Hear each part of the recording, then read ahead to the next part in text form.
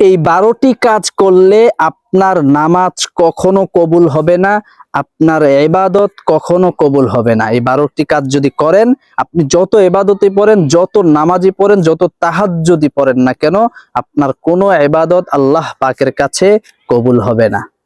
আসসালামু আলাইকুম ওয়া রাহমাতুল্লাহ। সম্মানিত দিনী ভাই ও বোনেরা, আজকে আপনাদেরকে এমন 12টি চিহ্ন, এমন 12টি আলামত, এমন 12টি কারণ বলে দিব যে কাজগুলো আপনি যদি করেন তাহলে আল্লাহ পাক আপনার ইবাদত, আপনার নামাজ কিচ্ছু কবুল করবে না, যেগুলো রাসূল করিম সাল্লাল্লাহু আলাইহি সাল্লাম স্বয়ং হাদিসের মধ্যে নিষেধ করে গিয়েছেন।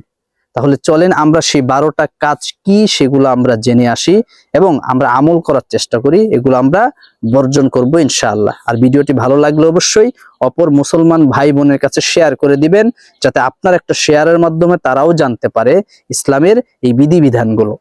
এবং এই ধরনের ভিডিও পেতে অবশ্যই আমাদের চ্যানেলটি সাবস্ক্রাইব করে আমাদের পাশে থাকবেন, আমাদেরকে উৎসাহ দিবেন এরকম ইসলামিক আরো আমলীয় ভিডিও বানানোর জন্য ইনশাআল্লাহ।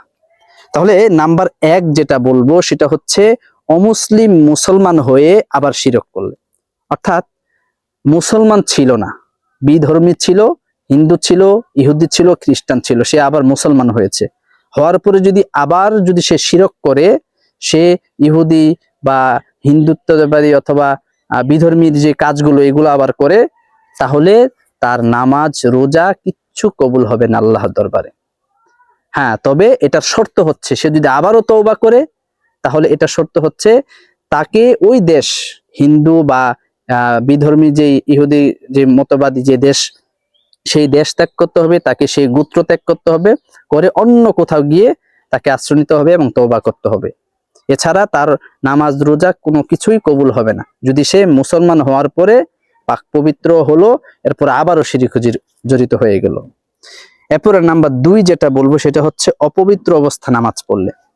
আপনি যদি অপবিত্র অবস্থায় নামাজ পড়েন, আপনি ওযু করেছেন কিন্তু ওযু হয়নি, আপনি ওযু করেছেন আপনার হাতের হয়তো টাকনুর দিক দিয়ে হচ্ছে শুকনা, এরপর হচ্ছে আপনি পবিত্র হয়েছেন কিন্তু পবিত্র হয়নি, এই জন্য এইভাবে যদি আপনি নামাজ পড়েন তাহলে আপনার নামাজ হবে না। সম্মানিত মা ও বোনেরা, ওযু আপনাকে সুন্দরভাবে করতে হবে। নামাজ পড়ার জন্য ওযু শর্ত।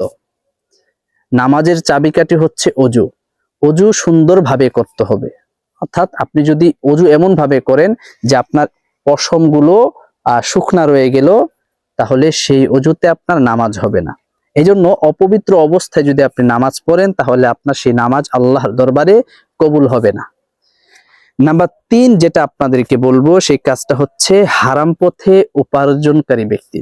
অর্থাৎ আপনি যত নামাজি পড়েন না কেন, যত তাহাজ্জুদ পড়েন না কেন, আল্লাহ পাককে যত সেজদাই করেন না কেন, যদি আপনি হারাম পথে উপার্জন করেন, হারাম পথে উপার্জন করার খানা আপনি ভক্ষণ করেন, সেই হারাম পথে উপার্জন খাওয়ার কারণে আপনার নামাজ, রোজা, হজ, যাকাত, ইবাদত কোনো কিছু কবুল হবে না।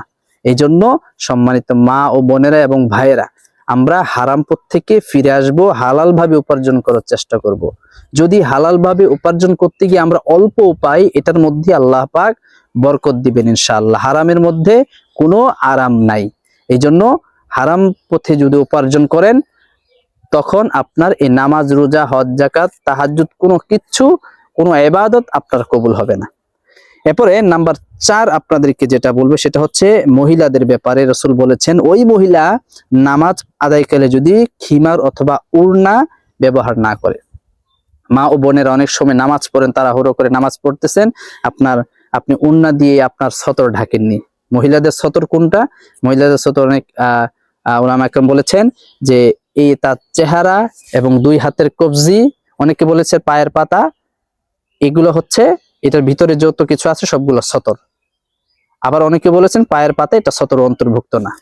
তো আপনার পুরো চেহারা সুন্দরভাবে, পুরো আপনার মাথা সুন্দরভাবে, পুরো শরীরটা ঢাকা থাকতে হবে। আপনি যদি ওড়না অথবা খিমার না পরেন, যদি আপনার চুল দেখা যায় অথবা আপনি না ঢাকেন, তাহলে আপনার নামাজ কবুল হবে না। যদিও আপনি তাহাজ্জুদ পড়েন, যত নামাজি পড়েন না কেন, আপনার নামাজ কবুল হবে না। এই জন্য মহিলারা যদি আপনারা নামাজ পড়েন, অবশ্যই সুন্দর করে আপনার সতরগুলো ঢেকে নেবেন ইনশাআল্লাহ। এরপরে নাম্বার 5 যেটা বলবো সেটা হচ্ছে নবীজি সাল্লাল্লাহু আলাইহি ওয়াসাল্লাম মহিলাদের ব্যাপারে আবারও বলেছেন যে ওই মহিলা যে সুগন্ধি ব্যবহার করে মসজিদে যায়। তো অনেকে বলবেন আমরা তো মসজিদে যাই না। হ্যাঁ, আগের যুগে মহিলারাও নামাজ পড়তে মসজিদে যাইতো। এখনো অনেক অনেক দেশে এটা আছে যে মসজিদ, মহিলাদের জন্য আলাদা ইবাদত খানা আছে, মসজিদ আছে। তো তাদের জন্য বলা হয়েছে যদি তারা মসজিদে যায় সুগন্ধি ব্যবহার করে, অর্থাৎ সুগন্ধি ব্যবহার করা তো হারাম মহিলাদের জন্য বাহিরে, আপনি ঘরে ব্যবহার করতে পারবেন আপনার স্বামী অথবা আপনার ভাই বাবার সামনে, সমস্যা নাই। তবে আপনি যদি সুগন্ধি ব্যবহার করে আপনি বাহিরে যান, মসজিদে যান, যাওয়াকালীন ওই আপনার শরীরে ঘ্রাণ পর পুরুষ, বেগানা পুরুষ পেল, আপনার নামাজ ইবাদত কোনো কিছুই কবুল হবে না। এরপরে নাম্বার 6 যেটা বলবো সেটা হচ্ছে ওই স্ত্রী যার উপর স্বামী অসন্তুষ্ট। অর্থাৎ আপনি যদি স্বামীকে অসন্তুষ্ট করেন, স্বামী যদি আপনার উপর অসন্তুষ্ট থাকে, তাহলে আপনার নামাজ ইবাদত কোনো কিচ্ছু কবুল হবে না। তবে হ্যাঁ, স্বামী স্ত্রীর মধ্যে ঝগড়া বিবাদ লাগতেই পারে, স্বাভাবিক, কিন্তু সেটা আপনারা মিটিয়ে নেবেন খুব তাড়াতাড়ি। এমন যাতে না হয় যে আপনি তার উপরে এমন ভাবে রেগে আছেন সে আপনার উপর অসন্তুষ্ট হয়ে আছে, যাতে এমন না হয়। আর যদি এমন হয় যে তার অভ্যাসই এরকম, আপনাকে দেখতে পারেন অথবা আপনার উপর এমনিতে অসন্তুষ্ট হয়ে থাকে কোনো কারণবশত, সেটা ভিন্ন বিষয়। কিন্তু আপনার কারণে যদি সে অসন্তুষ্ট থাকে, আপনি যদি তার রাগ না ভাঙান, তার সাথেও আপনি মনোমালিন্য হয়ে থাকেন, তাহলে আপনার নামাজ রোজা কবুল হবে না। এরপরে বন্ধুরা যে 7 নাম্বার যে কাজটা বলবো সেটা হচ্ছে ওই দুই ভাই যারা সব সময় নিজেদের মধ্যে ঝগড়া বিভেদ, কাটাকাটি, মারামারি লেগে থাকে, তারা যদি আত্মীয়তা সম্পর্ক যদি এরকম ছিন্ন থাকে, তখন তাদের নামাজ রোজা কবুল হবে না, ইবাদত কবুল হবে না।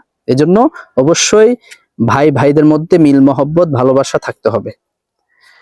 এরপরে 8 নাম্বার যেই কাজটা বলবো সেটা হচ্ছে যে ব্যক্তি মদিনা শহর হচ্ছে পৃথিবীর সবচেয়ে পবিত্র জায়গা, এটা নবীজির দেশ, সেই মদিনা শহরে যদি কেউ ফিতনা ফাসাদ সৃষ্টি করার চেষ্টা করে, তাহলে তার নামাজ কবুল হবে না। তার নামাজ রোজা তাহাজ্জুদ পড়েও কোনো লাভ নাই, তার কোনো ইবাদত আল্লাহ পাক কবুল করবেন না। এরপরে নাম্বার 9 আপনাদেরকে যে কাজটা বলবো সেটা হচ্ছে মা বাবার অবাধ্য সন্তান। আপনি যদি মা বাবার অবাধ্য থাকেন, আপনার উপর যদি মা বাবা সন্তুষ্ট না থাকে, তাহলে ওই সন্তানের ইবাদত, নামাজ আল্লাহ পাক কবুল করবেন না। এই জন্য ভাই ও বোনেরা, আপনাদের মা বাবার সেবা করার চেষ্টা করবেন এবং তাদেরকে সন্তুষ্ট রাখার চেষ্টা করবেন ইনশাআল্লাহ। মা বাবা যদি দোয়া করে, তাহলে অবশ্যই আপনি জান্নাতি হয়ে যেতে পারবেন। এরপরে নাম্বার 10 যেটা আপনাদেরকে বলবো সেটা হচ্ছে দান করে খোটা দানকারী। অর্থাৎ আপনি দান করলেন একজনকে, আপনি দান করার পরে আবার তাকে খুঁটা দিচ্ছেন, আপনি খুঁটা দিলেন, ওই খুঁটা দানকারী ইবাদত, নামাজ আল্লাহ পাক কবুল করবেন না। খুঁটা দেওয়া আল্লাহ পাক পছন্দ করেন না। এরপরে নাম্বার 11 যেই কাজটা করব সেটা হচ্ছে যে তকদির অস্বীকার করে। সম্মানিত মা ও বোনেরা এবং ভাইয়েরা, আমরা অনেকেই আছে আমাদের ভাগ্যের উপর দোষারোপ করি, আমরা তকদির বিশ্বাস করি না।